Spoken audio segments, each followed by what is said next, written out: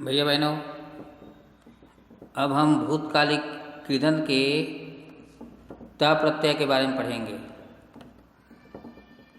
त प्रत्यय मैंने पहले ही बताया था कि जैसे अंग्रेजी में पास्ट टेंस के जो वर्ब का फॉर्म रहता है उसका सेकंड फॉर्म है ये ता।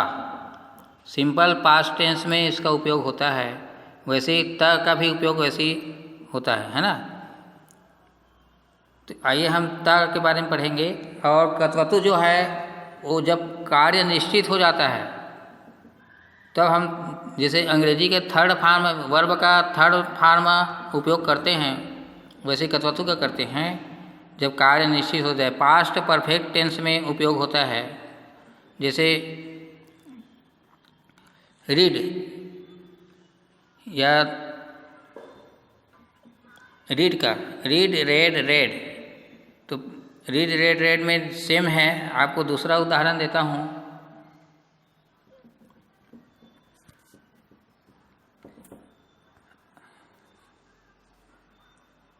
Walk walked walked, read write write का write wrote written, write wrote written. तो रोट है जो सेकंड फॉर्म है, राइट यानी लिखना, और रिटर्न है थर्ड फॉर्म है। तो रिटर्न रोट है जो त फॉर्म लगा हुआ है, और रिटर्न जो है कत्वतु फॉर्म लगा हुआ है प्रत्यय, वो थर्ड फॉर्म है। तो इसका सेकंड फॉर्म का उपयोग सिंपल पास्ट टेंस में करते हैं, और कत्वतु यानी थर्ड फॉर्म है उसका उपयोग पास्ट परफेक्ट में करते हैं। तो आगे चलते हैं। त प्रत्यय, त प्रत्यय है जैसे धातुएं दो प्रकार की होती हैं। रामः एक अकर्मक, धातुएं दो प्रकार की होती हैं, एक अकर्मक यानी बिना काम का, और एक सकर्मक जो काम के लायक है। जिस काम का अर्थ निकलता है उसको सकर्मक अकर्मक, और जिसका अर्थ निकलता है उसको अकर्मक बोलते हैं।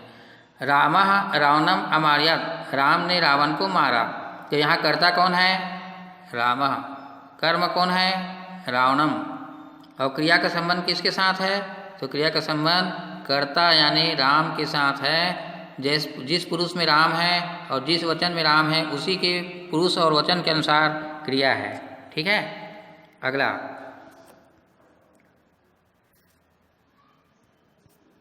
चलिए आगे बढ़ते हैं। ये सब वही लिखा है, इसको पढ़ लेंगे।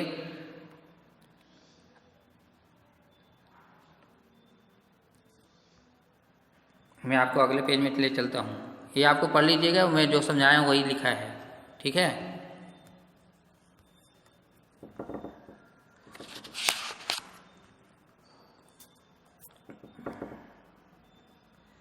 बालकेन, अब ये उदाहरण पढ़ना है हमको।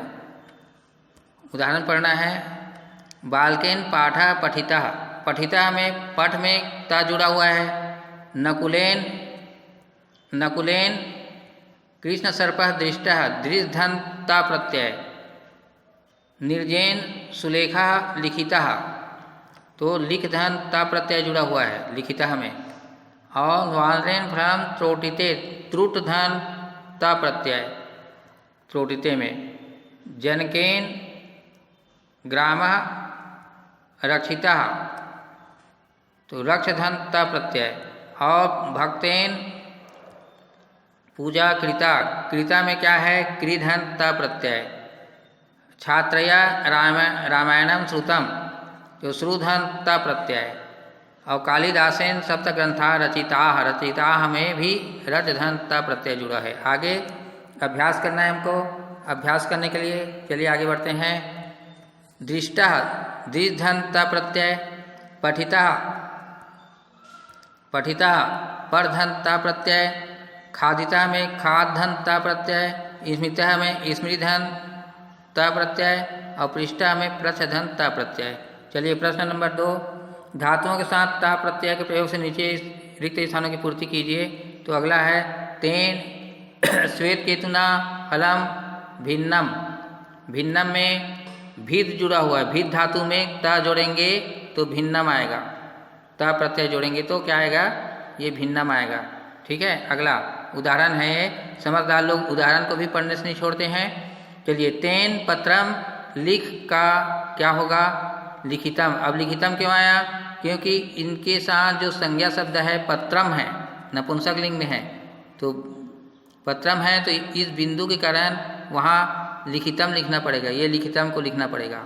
अगर पत्रः होता तो वहाँ पर आता लिखितः, पत्राणि होता तो लिखितानि आता।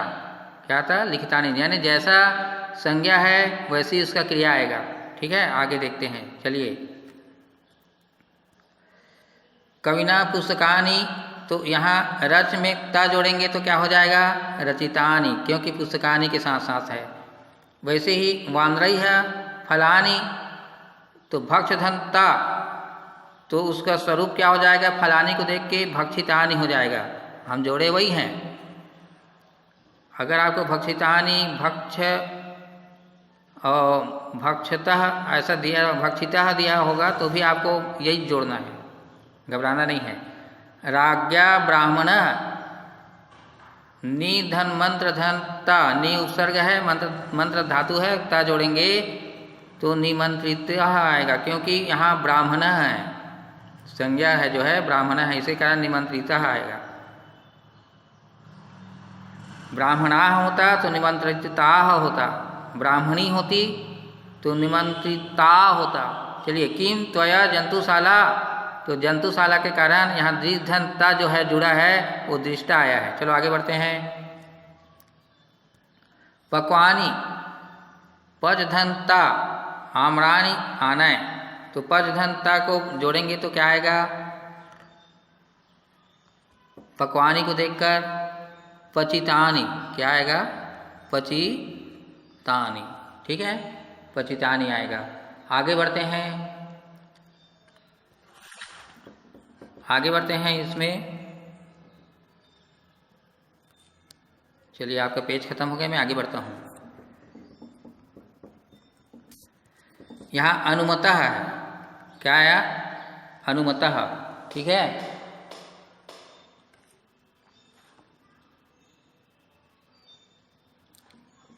यहाँ अनुमतः आया है। ऐसा क्यों आया?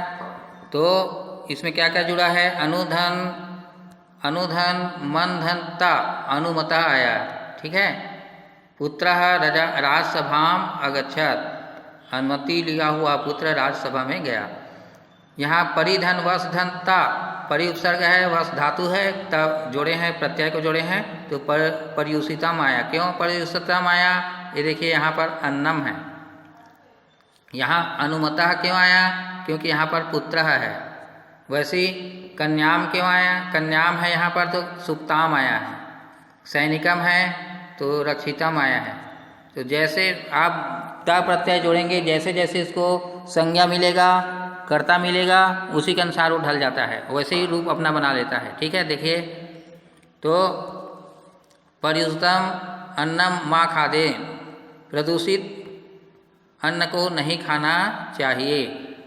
सुप्ताम कन्याम न जागृयाम, सोते हुए कन्या को ना जगाएं। रक्षा करते हुए सैनिक को भोजय, रक्षा करते हुए सैनिक को भोजन कराना चाहिए। सभी अकर्मक धातुओं के कर्ता भी ता में भी ता प्रत्यय जुड़ा रहता है। चलो आगे देखते हैं क्या बोल रहा है वो। लेखनी पतिता, अब यहाँ लेखनी जो है स्त्रीलिंग है, तो पत धन ता जोड़े हैं तो पतिता हो गया, रमा के अनुसार, बालिका के अनुसार। ठीक है, अगला बालकः प्रधन बुद्धंता, अब इसको जोड़े हैं तो क्या हुआ? बालकः के समान प्रबुद्धः हो गया। देखो, बालकः तो प्रबुद्धः। अगला सह सयधनता, तो यहाँ पर सह पुल्लिंग है तो सयिता हो गया है। ठीक है, वैसे चौथा माइए पुष्पम, तो विकास धनता प्रत्यय है, और पुष्पम के कारण यहाँ पर विकसितम हो गया है। अगर पुष्पः होता तो विकसितः होता यहाँ पर। वृक्ष कंपधनता, तो कंपितः आया, वृक्ष पुल्लिंग है तो कंपितः भी पुल्लिंग बन गया। देखो, सह दुरात आधन गम धन ता। अब सह के कारण पुल्लिंग है तो आगतः भी पुल्लिंग बन गया, आगतः, ऐसा। ठीक है, आगे बढ़ते हैं।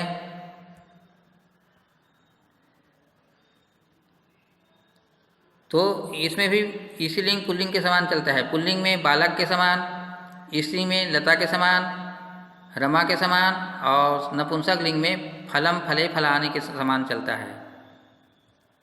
नीचे लिखे वाक्यों को पढ़िए। ठीक है, चलिए आपका अभी का ये खत्म।